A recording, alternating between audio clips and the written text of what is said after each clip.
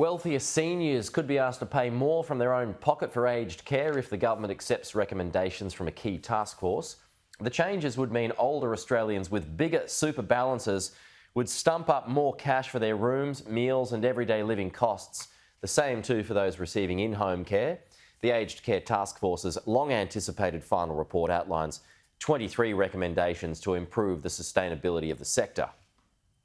The other thing about a levy, it means that all taxpayers are paying for elderly, where the task force report is basically saying when you're receiving aged care is the time that you should be paying for the costs outside of that substantial already taxpayer subsidy.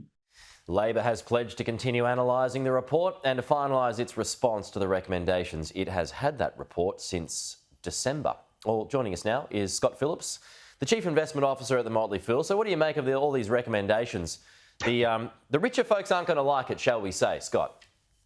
I think that's fair, Pete. When you tell anyone else they've got to pay more money, they're probably going to reject the idea and look for someone else to fund it. So goes Australian electoral politics, unfortunately. It'll be interesting to see whether the major parties are prepared to grasp the nettle on this one.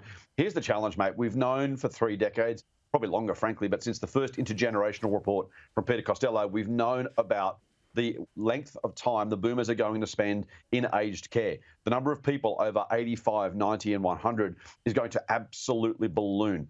And so they're going to need to be taken care of. We know about the cost of aged care. We know about the cost of the final year of life in particular, at whatever age you tend to pass away. So that cost is going to continue to increase per person, and the number of people requiring that care is also going to balloon. It's a good time to be in aged care as an industry.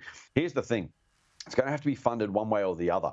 The cost of the federal budget, if no changes are made, is going to continue to go up and up and up. And someone's going to pay the bill. It's either going to be taxpayers now, taxpayers at the time, or people with the means to do so.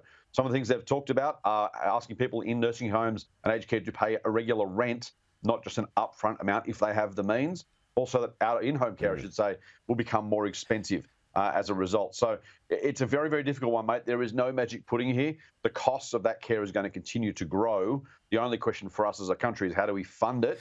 As you say, those who might have to pay it will probably reject the idea. Some will be okay with it. Some will reject it. But overall, mate, someone's going to pay. The question is who? I guess whether the government and opposition can make a decision on what they're going to do. I think the problem for the current government is that they've already gone after super and they broke a promise by doing that. So to go after it again in this term would be brave. It would be brave, particularly with the economic challenges facing the country as well, mate. Think about what else is going on, what other taxes might increase, what other challenges there are electorally and economically. You're right, the electoral analysis, the algebra very quickly comes to the fore. It's a hard one. Look, it doesn't need to be done this term. That's the other thing. The government may well kick it down the road to some other future government. That's certainly got plenty of precedent as well. It is going to come at us like a freight train, though, at some point. We're going to have to make a decision.